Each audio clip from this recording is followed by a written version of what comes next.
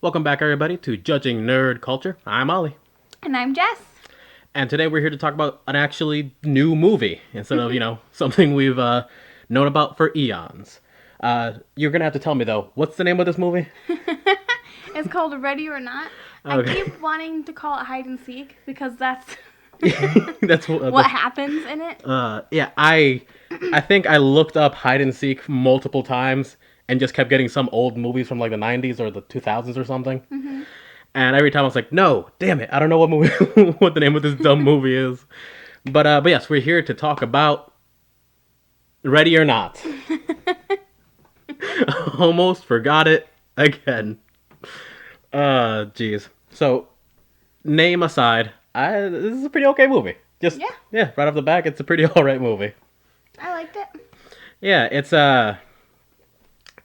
I don't know, horror thriller funny movie.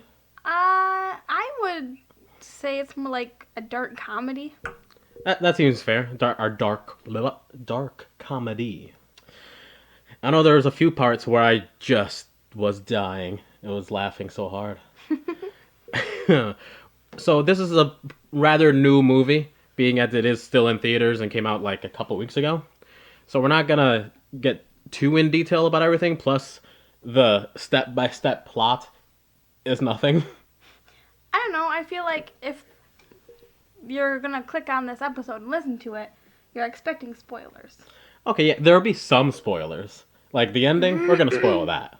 We're gonna spoil the ending hard because I want to talk about the ending because the ending was pretty good. But like every second of it, probably not gonna be something we go through, considering it's.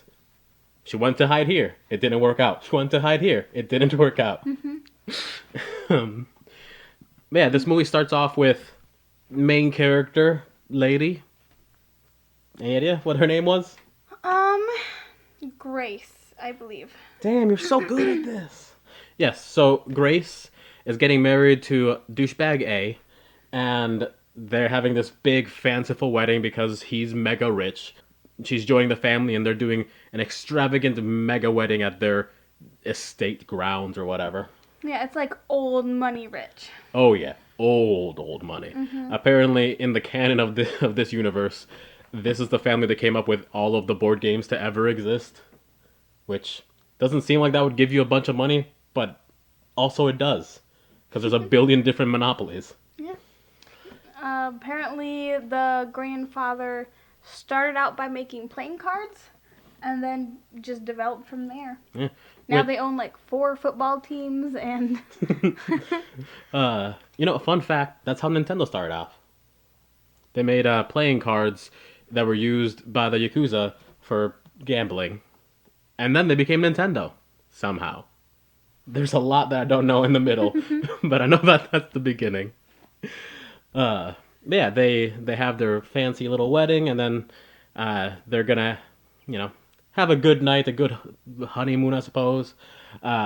Except there's a little bit of a snag. They have a little bit of a ritual they have to go through first. Just some silly family traditions. And they guide her to the family room where they all sit around in a circle, and it's hella creepy, but it's the kind of creepy that crazy rich people might actually do. Where they have like a house so big there's hidden passages for the servants, and they just have a meeting room where they all sit in a round table and talk about their strategies for making their empire bigger. Yeah. Yeah. But the dad starts to explain some of the backstory about, the family, explaining that the grandfather, was it the grandfather or the great grandfather? I think it was like great-great-grandfather because it was old. It was the beginning of playing cards. True, that's fair. Yeah. And that's where that whole backstory came. But also the backstory started talking about some of the more mystical part of it, with some magical man named something. Mr. LaBelle. Mr. LaBelle. Damn, I don't know how you remember any of these things. Because we literally watched it like a day or two ago. Okay, yes, but I'm god awful with names. So the great grandfather made a deal with Mr. LaBelle to become hella famous, and that required some, you know, weird deal and agreement, basically a deal with the devil sort of situation. And the deal is that whenever someone joins the family, they have to put a card in a box, open up the box, and whatever game is printed on the card is the game they have to play through the night. And apparently, there are multiple games you can play. A couple of them have played chess and backgammon and dumb other game. But unfortunately, hide and seek is the one that she got, and that's the one in which you have to run away and try not to get murdered by the family. But they don't tell her that. They're just telling her it's a regular old hide and seek game. Her newly wedded husband is extremely upset and distraught. He didn't tell her anything about this. He told her they would have to play a game, but I think he was betting on her not getting the hide and seek card, but she did. And he told her to meet him in his bedroom and they could get away somehow. But that ends up not happening. Go figure. And okay, this is the thing I want to get into before we continue on.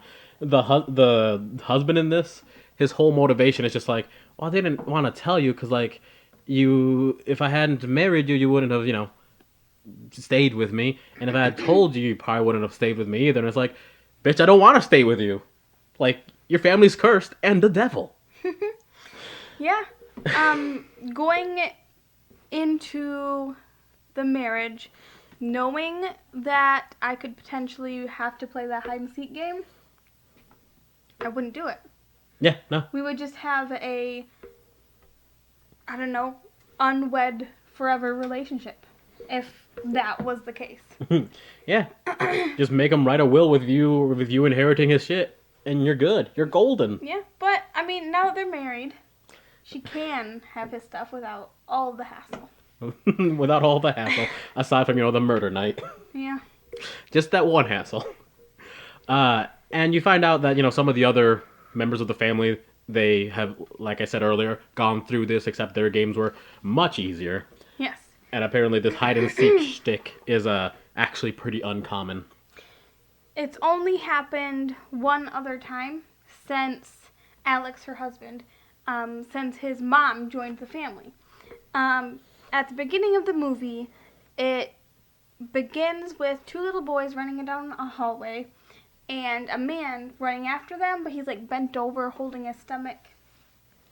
It looks kind of creepy, like maybe they're running away from him, maybe he's a bad guy, but they end up, one of them hides in like this cupboard and the other one stands in front of the cupboard and is like going to be a distraction or a decoy. And when the man shows up, you see that he's been stabbed or something. He's got a puncture wound, and he's bleeding profusely, and he's asking for help. And that's when things get a little weird, and you're like, what's going on? Like, going into the movie, you kind of know what's happening, but you're not really sure why this kid is doing what he's doing. And his name is Daniel. The one in the cupboard is Alex. Yes. The future husband. So, Daniel yells, he's in here! And so, all of the other family members come into the room, and they end up shooting him with arrows, and he dies. But you see a woman in a wedding dress screaming because she doesn't want her newly wedded husband to die. And then fast forward to the future, and Alex is getting married.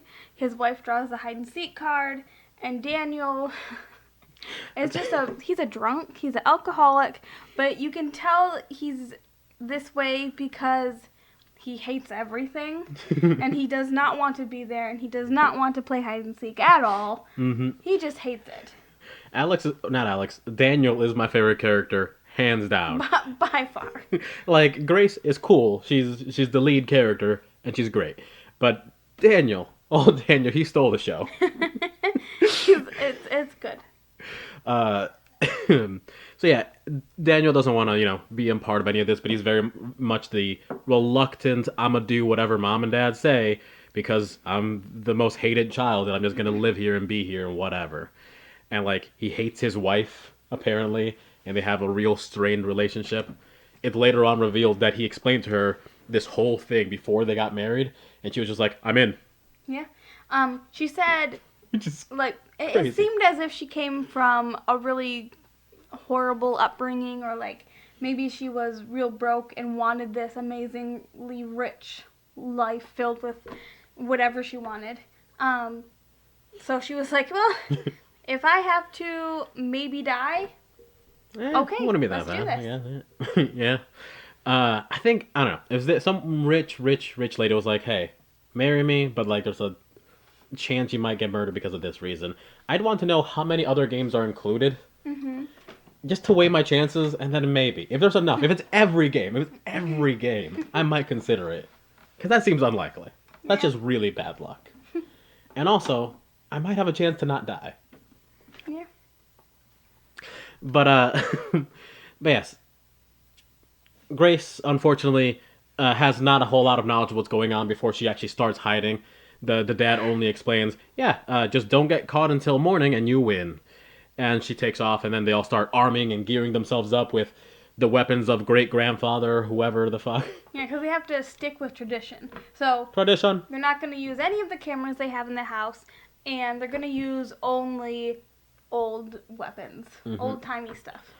And Auntie Creepyface is real adamant about all of that. She's actually the wife from the very beginning, the lady whose husband was murdered.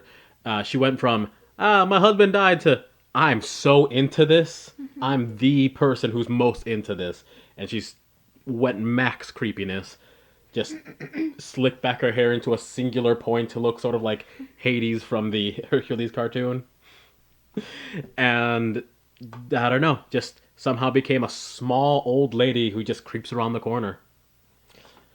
Uh, but yeah, she's there. They're all just preparing and trying their best to abide by the rules of doing whatever was available to them back in the day, which includes for them in this weird hunting room a bunch of guns, some crossbows, a bow and arrow, and a giant battle axe, which was given to the old frail aunt. Yes. But she's not really that frail. No, she looks like she would be, but she's not. She's a monster. And but yeah, we see them get ready and talk about all of the. Okay, it's time. We have to do this. We have to catch her. We have to kill her. We have to do the whole shtick. Or the guy LaBelle? LaBelle. I was gonna say Mose Eisley, but I think that's the name of something in Star Wars. Anyways, yeah. Otherwise, LaBelle's gonna I don't know kill us, take our souls, destroy our empire. Something horrible is gonna happen Well, to the they family. talk about other families who have played the hide and seek game and lost, and how after they lost, their house was recorded to be burnt up, and them along with it. And the cousin or the youngest daughter of the family, her husband was like, "Oh, they were just burned up in the fire," and then the dad was like, "That's what you think happened. That's what the news told you, because I didn't actually want to tell you what they actually found." Yeah, and they don't tell us. Yeah, they don't tell us. You And can, so now you see Grace, kind of tipsy, going through the halls trying to find a hiding spot because she thinks this is just a silly game. and mind you, it is her wedding day, so like it's near the end of the day. She's sloshed. I'm surprised she made it as far as she did. And I think the first place she hides is like a dung waiter. Dung waiter? I don't know. Dumb. Dumb? Dumb waiter. Okay, yeah, dumb waiter. And she just closes it up and hides in there for a little while, maybe 5 minutes before she goes, "This is stupid," and just decides to walk out and try to creep around the house. Which I don't know how long it would have taken him to find her, but that was a mistake. She manages for quite a while until she gets, I believe, to some point in the hallway, and someone shoots at her. Yeah. Uh, Well, I think that happened just a little bit after the first encounter with her and her new husband. But yeah, after she, you know, is starting to walk around after she gets out of the dumbwaiter, she quickly gets snatched up by Alec, who happens to be Right, hiding in right. like their wedding room or whatever. And just it starts to explain to her like, hey, so this is bad. You have to hide here. Come on, blah, blah, blah. And she's still like, what the fuck? What is all this? This is nonsense. When one of the maids in the house walks into their room looking for an escaped child, not escaped, but like a kid who was supposed to be sleeping, but he got up and walked around, and she's looking for him. And one of the members of the family is walking around looking for Grace, and they see a lady in her room, so they shoot her in the head. Yeah, they assume it's Grace and they shoot. Yep, and she falls down dead and gasping with a hole in her eye and her face, and it's real gross. And Grace sees it, freaks out, and starts to realize, I'm gonna die. This is a bad time, bad day. The person who shot the maid was the trash sister, who is just hopped up on all the cocaine. Yeah. What else are you gonna do when you're rich? What And else are your you gonna family sacrifices people.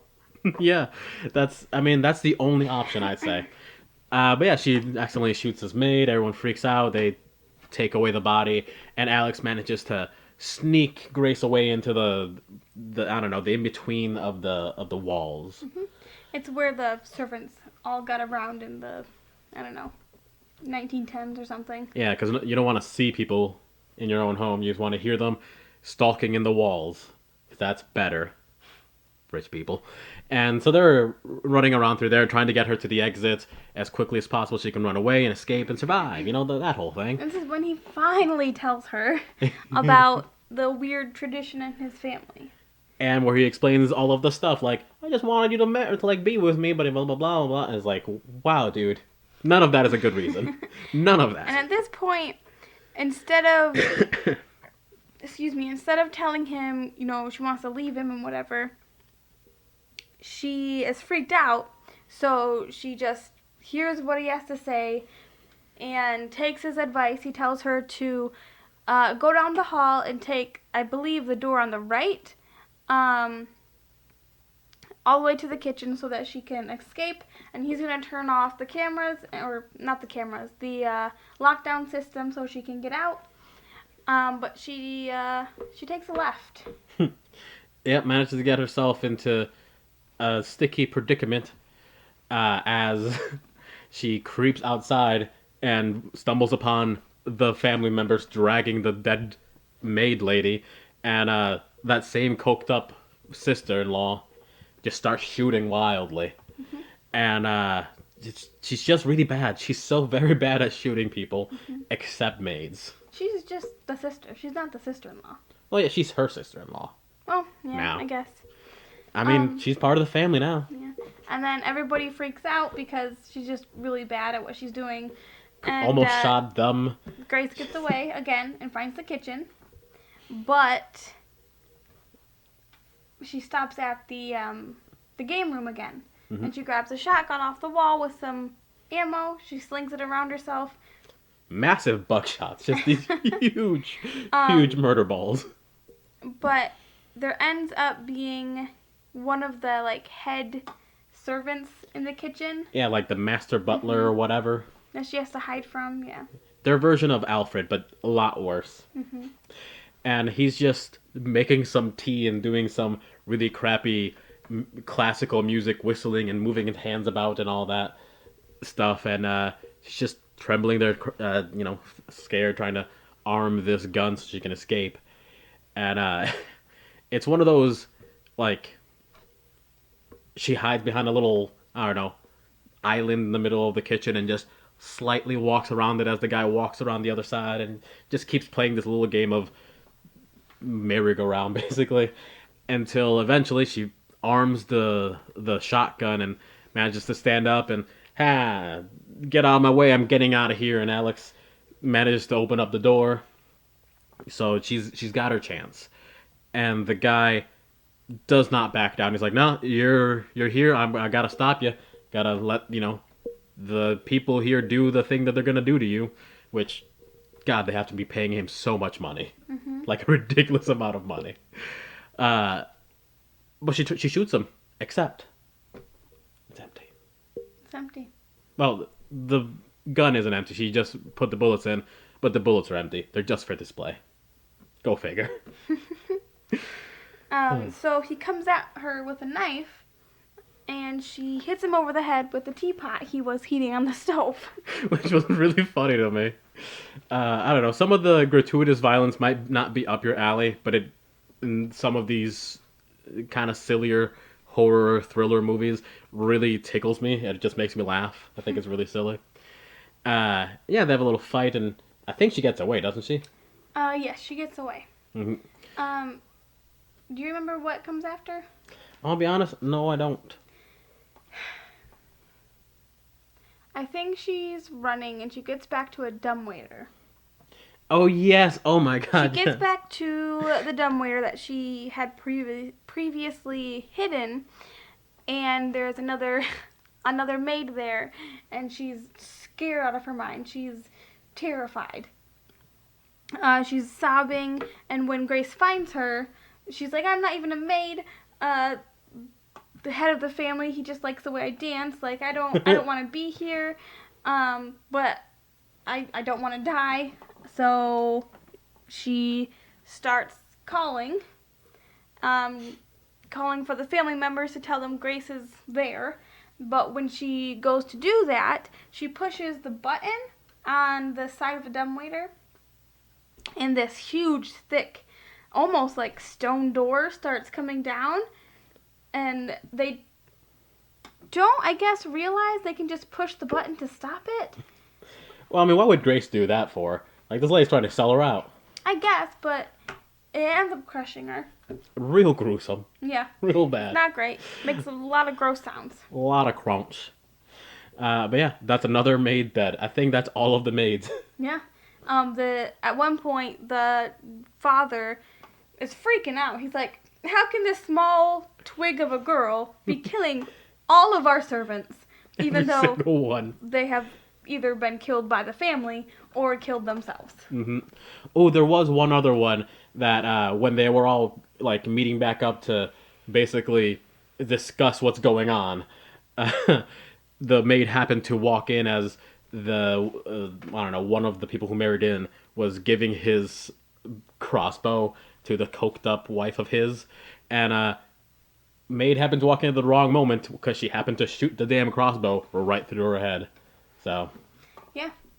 I think it was right through her mouth, actually. So the youngest sister has killed 2 out of the 4 servants.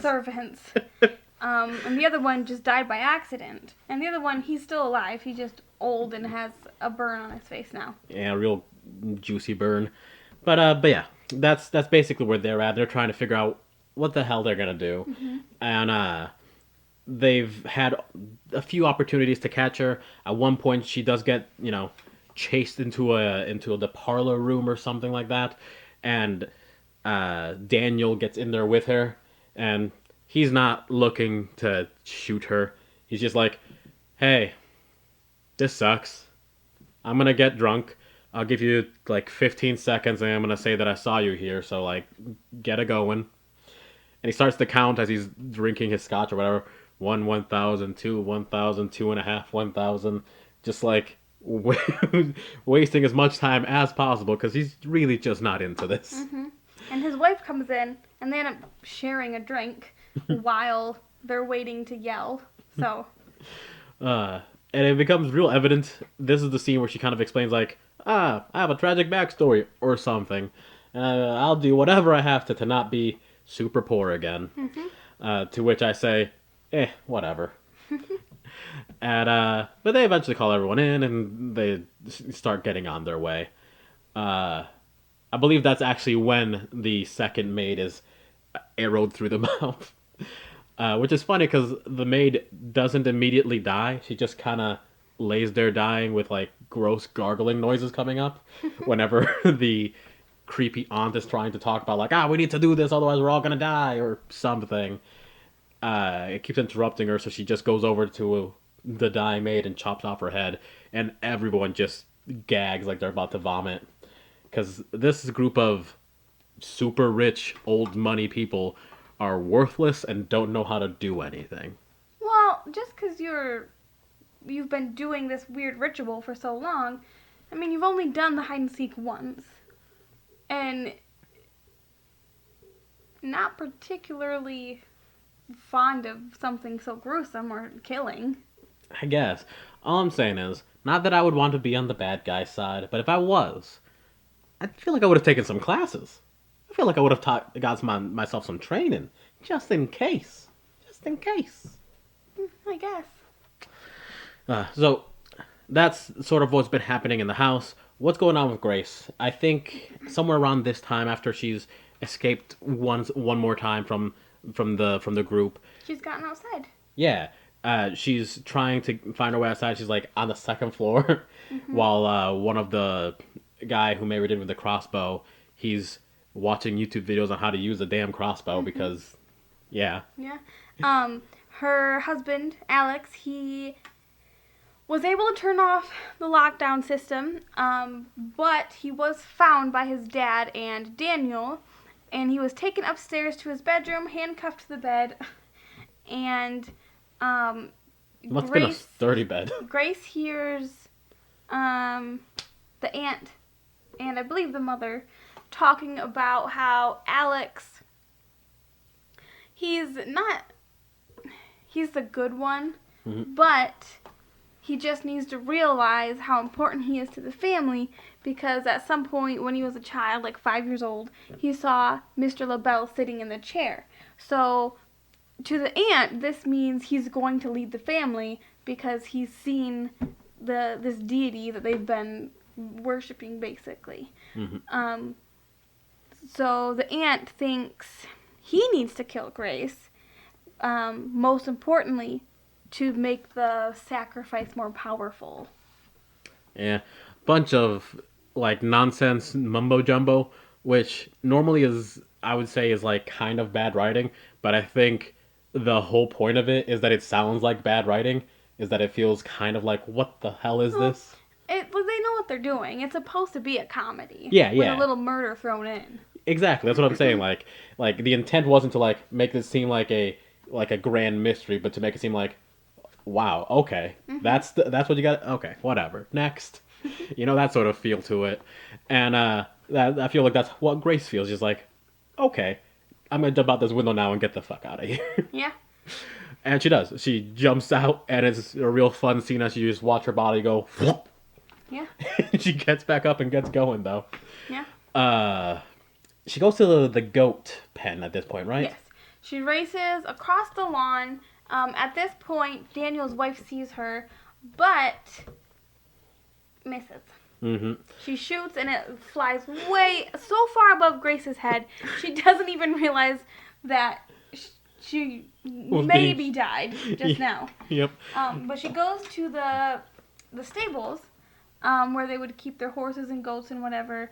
There's a few goats in there, not a lot, and she hides in one of the stalls because somebody is coming. Somebody with a flashlight.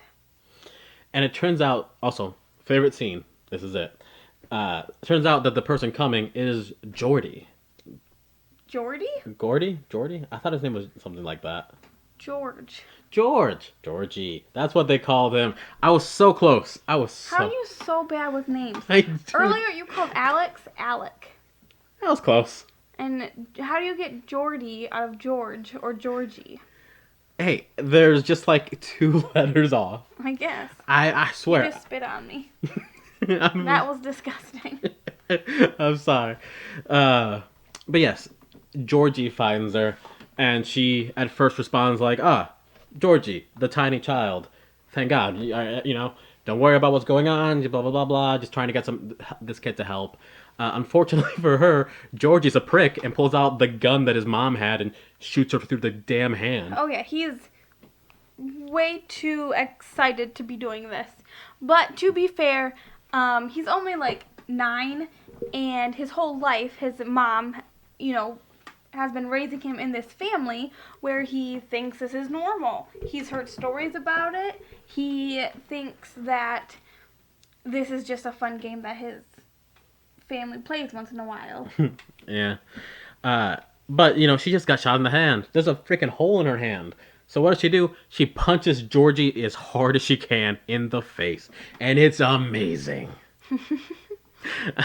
I remember this was your favorite or scene because you were the only person in the audience to laugh so loudly when this happened. It's true. I yelped a little bit. It was so funny. He's like 12 years old, okay? It was really funny to see him get decked in the damn face. It was so good. I feel like there's something that could be unpacked there. But, yep, she punches him in the face, but she also falls backwards. Mm-hmm. Through this weird, I don't know, it looks like it would go to a cellar. Mm-hmm. And it sort of does. It goes underground into a pit of death. Yeah, there's just a bunch of, like, slain goats that were probably used for sacrifice. And a couple dead bodies, skeletons, one of which is the husband from the very beginning, the guy who had been stabbed and shot with arrows. Mm-hmm.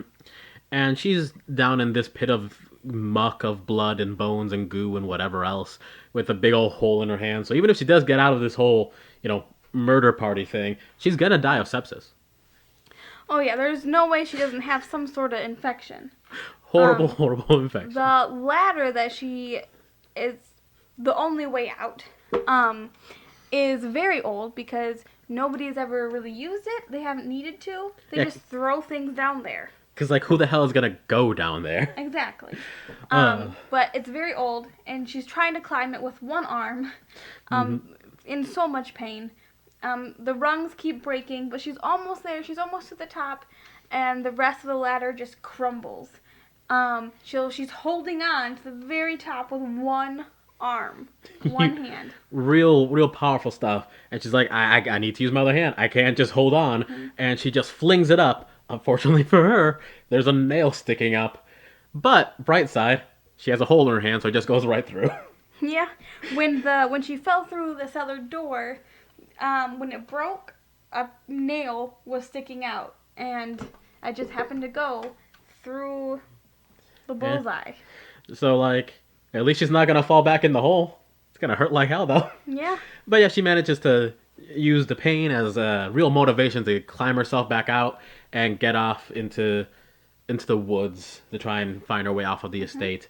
And as she's running through all the trees, she finally gets to the edge of the estate and finds the fence and tries to get over it, but it's one of those, black bar fences where the top is just basically spikes. Looks sort of like the White House fence. Mm-hmm. And she's freaking out, trying to figure out a way to get through it, get past it. She finds one bar that's kind of broken and bent a little bit. She starts trying to shake it. There's a car coming in the distance. She's trying to wave it down. She's shaking this thing, and it finally rips the bar off by circumstance. And the car's coming, so she does everything she can to squeeze on through, even though there's some spikes on the inside of the bars that just rend her flesh. Mm-hmm. Real gross scene, actually. Oh yeah. You see everything as it opens her up, and I'm pretty sure it's just really her back that gets cut open. From the looks of it, yeah. But she squeezes herself through, and as this car is coming by, she jumps into the road, and it's like, help me, help.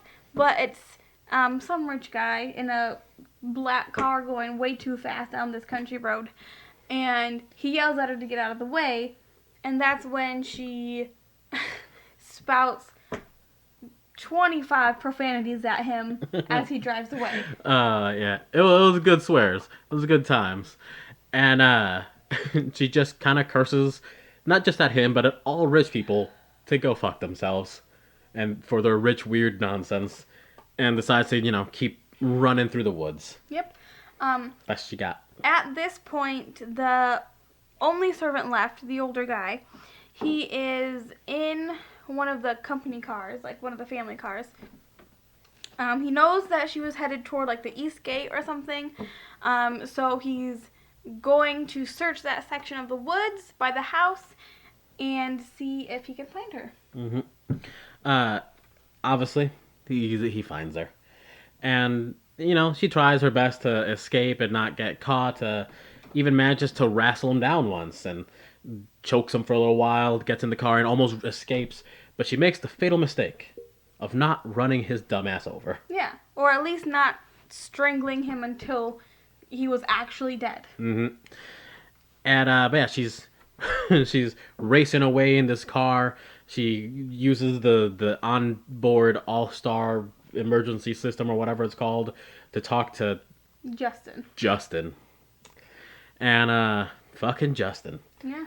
Really does his best. Like he does everything in his power to help. He's just doing his job, man. Yeah.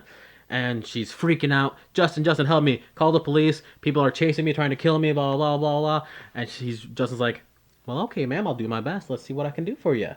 And obviously she's being a bit impatient. Like, honestly, I blame it on her. She was being rude to Justin. Because Justin says, oh, I see this car is reported stolen. I'm going to shut it down. And strands her there.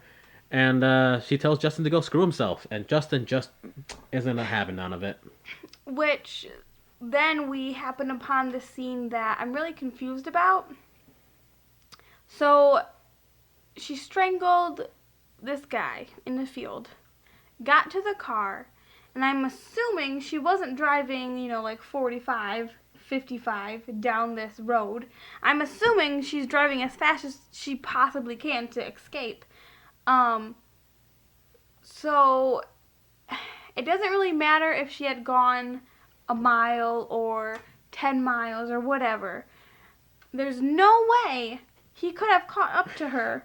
But as she's finishing her conversation with Justin, she turns her head to look out the driver's side window, and there he is, the servant man, just peeking in the window. No way is he going to be able to run that fast. Mm-hmm. Yeah, no, he makes some record time to catch up to this car. There's a plot hole. And yeah, it's all sorts of goofy, but he makes it there, beats her up, knocks her out, and ties her up and puts her in the back, and he's heading back to the estate. Calls the family on the phone, and he's like, I did it! I'm so good at being a bad butler. Yeah, starts listening to his opera again, really loud, obnoxiously loud.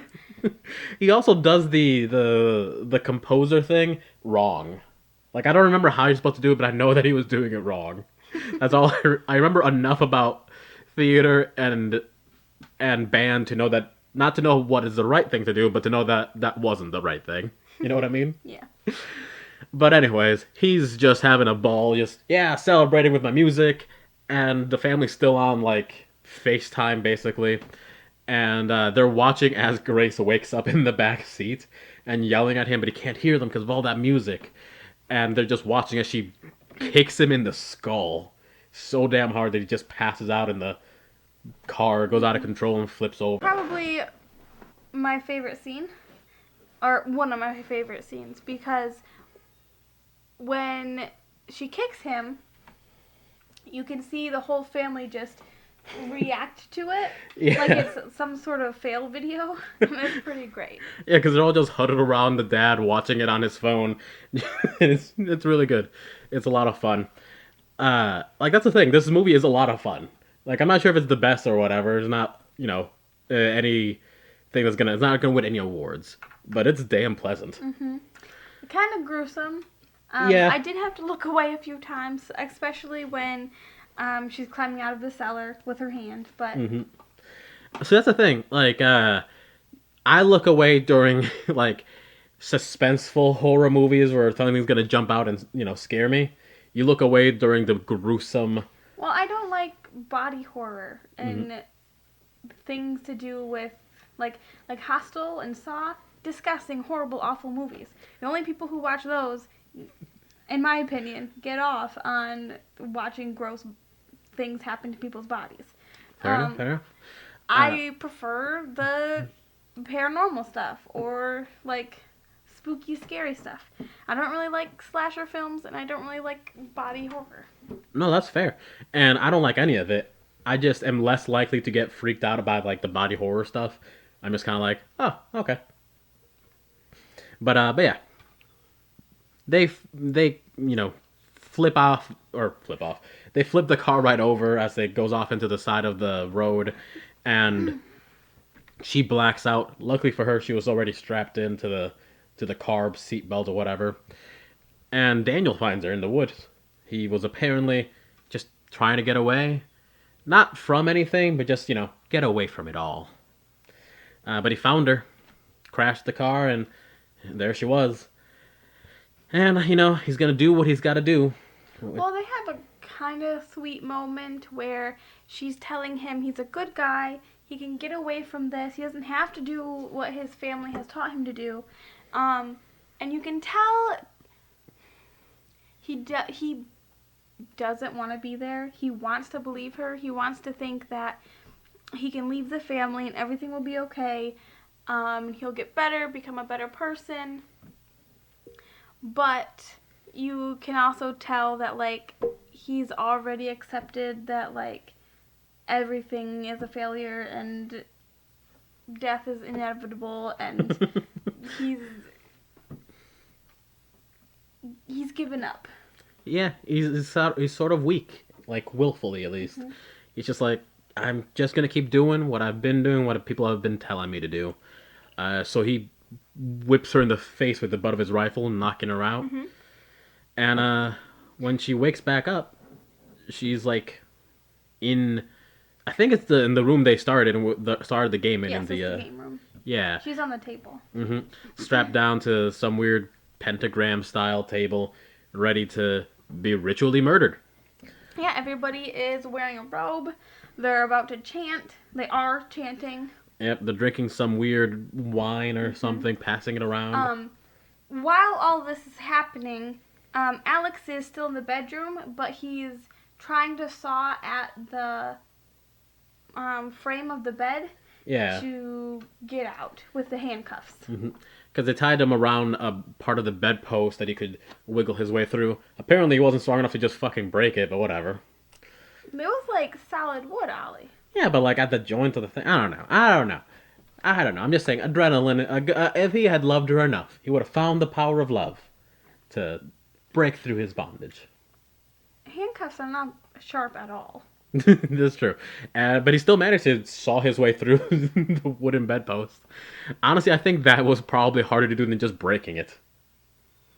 At least I think so. Maybe. Well, whatever. But anyways, he manages to escape, right? Mm-hmm. And he starts running, trying to find her. And it seems like maybe he's going to be able to get there to save her before they murder her. Mm-hmm. But he doesn't. Instead, everyone starts puking. Except for Daniel. Because Daniel is a boss and poisoned all of them. Poisoned his whole family. Because he happened to know where he was going to be standing and just passed around the wine and everyone took a drink and just dying and puking and having a horrible time. Yes. She asks if they were going to die, and he said, "No, I googled it. They'll be fine. They'll be sick for a little while, but they'll be fine." And they're at this point running away. He untied her from the thing, and they're escaping.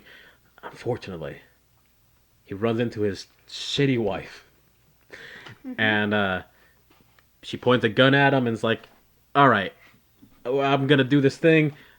I hate you, husband." You can tell that she doesn't hate him, though. Yeah. You can tell that she loves him. She just loves being rich more. Mm-hmm. It's unfortunate, but she takes aim at Grace. I was going to call her Ruth, and I don't know why. She takes aim at Grace and shoots Daniel right in the neck. Yeah, if he had been just a little bit over, or maybe a little faster, and was able to dodge, he would have been fine. But it grazes him, and it gets an artery. Mm-hmm. The carotid artery, most likely. Mm-hmm. And he just falls down, starts bleeding out, and Grace says, "Thank you, sorry, blah blah blah," that whatever she was gonna say, and starts running away. Well, I mean, she doesn't have any other option. Well, she punches out the wife. Oh, yeah. Well, that first. She does. She punches out the wife, and then she runs. Then she runs. And this is when Alex comes downstairs, and sees that Daniel is dying, and he's able to be with him for those last few seconds. Mm-hmm.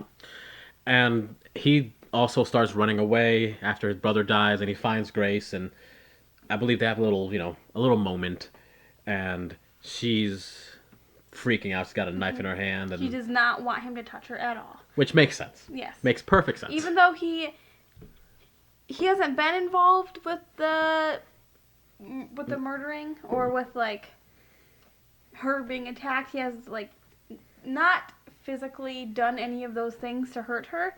He still didn't tell her about all of this. His family is still murderers. No prior warning. She's not trusting him. She's probably thinking he's going to try to kill me too. Mm-hmm. So, yeah, he's starting to pick up on some of these subtle hints that she's not having it. Mm-hmm. And he's, again, just, I'm sorry, I just couldn't tell you because if you did, you would have left me and blah, blah, blah. And he's just like, but you're going to leave me anyways, aren't you? And it's pretty clear, yeah, she's not going to stick around, buddy. No. Unfortunately, now that Daniel's dead and he realizes his new wife is not going to be sticking around any longer, he decides to say, fuck it, I'm going to be bad and join the family business. Mm-hmm. And helps catch her again, and they strap her down. They're going to do a whole ritual. The sun is coming up. It's almost dawn. If they don't kill her in the next, 5 minutes... They lost. They lose, and something bad will happen to the family. Mm-hmm. And they're doing the prayer, the chant, the nonsense, and Alex has the knife in his hands. He looks like he's still uncertain, what's he going to do? But he just stabs on down. And misses. She, jerks out of the way, and it stabs into her elbow. Stabs into her shoulder, and she rolls out the way and grabs the knife, and it's just going wild, hey, get the fuck away from me, you crazy assholes. And luckily, she manages to hold off just long enough for the sun to come up. The weird, creepy aunt walks over to the window, flings open the curtains, and the sun shines through, and everyone freaks out and reacts like a damn vampire, just ooh, burn. Yeah. And the aunt, after nothing happens for a second, she starts yelling at this empty chair that supposedly Mr. LaBelle sits in. And she starts yelling at it the sun's still up, but, I'm still going to do this. I don't want to, leave it unfinished. So I'm going to still kill her, even if something bad happens. That way, I'm still loyal to you. Mm-hmm. And then a couple seconds later, once everything seems like it's calmed down, she just explodes into blood and guts. Yeah, everybody's really confused because for a minute they thought, oh, the sun's up, nothing is going to happen, I feel fine. Mm-hmm. But then Auntie explodes. Mm-hmm. And then just every few seconds, another one goes pop. And it's pretty great. It sort of reminded me in a less funny, I don't know, not less funny, but in a less visually comedic way of the Kingsman ending where all of their brains exploded. Yeah, but less visually pleasing. Yeah, this is a lot more blood and guts. Yeah. So after everyone's exploded, it's Alex and Grace left. And he's saying, oh, I'm so sorry, please don't leave me. I don't want to die. He's terrified because he didn't think it was actually going to happen. Mm-hmm. He just decided to go along with it because he's part of the family now. Mm-hmm. And he's pleading with her hey, I'm so sorry, maybe we can still be together, which, wow, okay. But he's kind of just, I haven't exploded yet, I'm the last one, maybe I'm saved, maybe he was not going to explode me because we're married and I didn't really want to be part of this, all that stuff. And then he goes plop right in her face and just covers her. At which point she's just kind of standing there huh, okay. When at one point in the fireplace, fire sort of flashes out, and she sees in one of those flashes the visage of the guy, La Babadook, and he's just sitting there in his chair, real chill, just hey. I've said his name about 12 times. It starts with an L. LaBelle. LaBelle. I've said it so many times and you have not paid attention. I have paid attention. I just never can recall it. One of like okay, for the longest time. Right now, they're a pretty good close personal friend for the most part, but like for the longest time, our friend Michelle, I did not remember her name for weeks and weeks and weeks upon knowing her, and I felt awful about it. But I always had to ask you for her name. I'm incredibly awful with names. I don't know why. Anyway, so she burns the house down. She throws a lantern at the curtain, which is probably the right choice. Yeah. And the cops show up, and I'm assuming take her to the hospital. She goes home. She is now a widower Yeah. and has tons of money now. Yeah, she's the sole like inheritor of all of this fortune. So like horrible night, set forever. And isn't it worth it? Yeah, Yeah. probably. Yeah, yes. Let's go with yes. Yeah. She just is sitting there on the steps, smoking a cigarette. Like, wow, this all sucked. When the police show up, it's like, what happened? And it ends on just the dumbest joke. The in-laws. But it was a dumb joke and all, but it was kind of funny. Yeah. It was funny in the sense of like, of course, that's where it's gonna end. It's like a dad joke. And yeah, that was the entirety of the movie. It was a lot more gruesome than I actually thought it was gonna be. There's a lot more gore and explosions of bodies than I thought there was gonna be. And I actually really liked that at the end, it really was a weird curse and they all exploded. It was an interesting twist because at first I thought going into the movie it was just going to be his family was insane. Mhm. And then once I found out it was a curse, I thought it was still just going to be them messing around with black magic or dark magic. I didn't expect it to all be real. Yeah, and I don't know. It was a fun little twist. It definitely seemed like the the most likely outcome would have been like they she beats them all, kills most of them except maybe one, and then the sun comes up and they lose and she wins and nothing happens to the people, the last person, whoever it might be. And it's like it wasn't even real all along. Go figure. But the fact that they're like, no, it was real. Screw it. It really adds a little something. I don't know, extra to all of it. Uh, so just final summations right off the bat. I genuinely enjoyed this. It was gruesome and all that, but it was pretty funny. Yeah, I enjoyed it. I would watch it again. I'd recommend it to anyone who likes horror movies, whether it's like, because it is kind of like a slasher film, but it's also got a real fun vibe to it. Hmm. It's a party slasher. If at one point it comes out, on DVD or whatever, get your friends together and watch it, and don't be. It's not one of those movies where you watch and you stay quiet the whole time and watch it, intently. It's you're with your group of friends and you go and talk around it and talk about it and talk over it and laugh at some of the scenes and have a good time with it. It's a feel good horror movie. Yeah. Which to me, that's just all horror movies. But um, so if you're gonna get married to someone and they told you you might have like a 1 in however many chance that you would maybe have to be sacrificed. Okay, so If you were in her situation, but you knew the chances of you having to play hide and seek, would you do it? if the chances is any more, if it's between 1 and 50, I'll take it. If it's a 1 in 50 chance, I'm taking it. You're taking a 50-50 chance. No, not 50-50. 1 in 50. Okay. I'm doing it because I'm assuming there's a lot of games. There's a lot of dumb games. Like they were saying backgammon and nonsense like that. There's a lot of games. So if I even have a 1 in 50 chance, that's enough. That's good enough. So that's like a 2% chance of not of having to do this whole thing. That's only 2%. I got this. I'm a medical miracle. I shouldn't be alive. I can do this.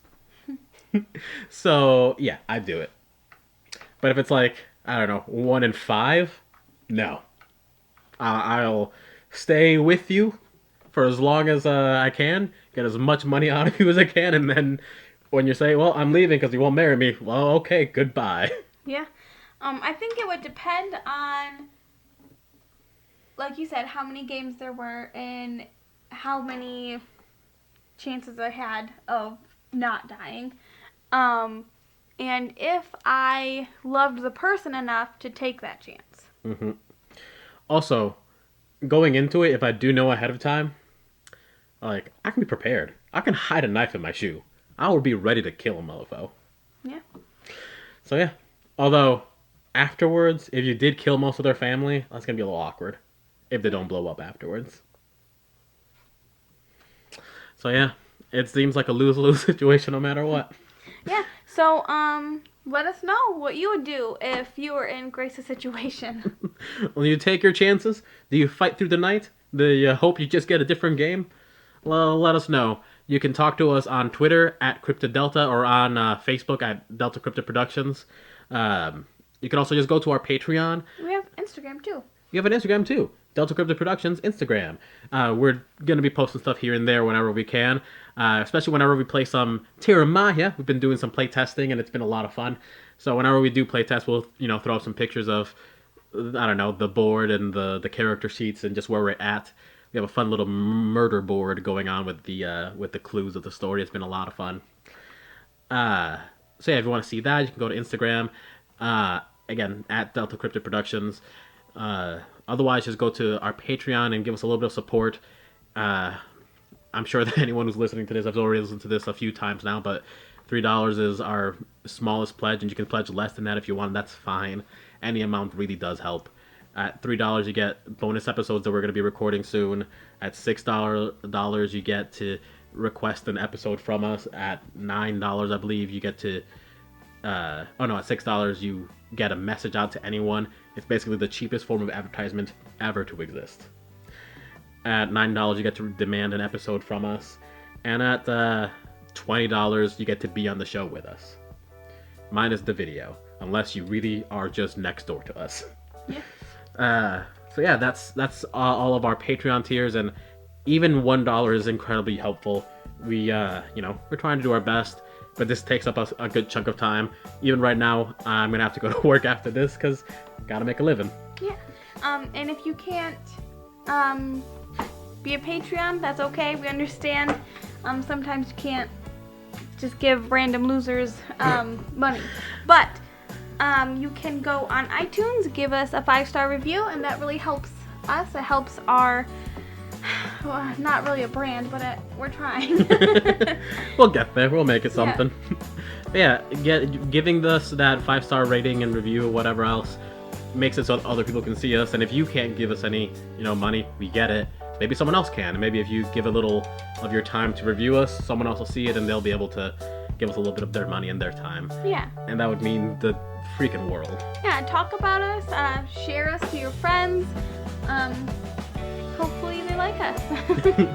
And hopefully you do too. It has been a whole lot of fun. And we'll see you next week with something else. See you later. Bye.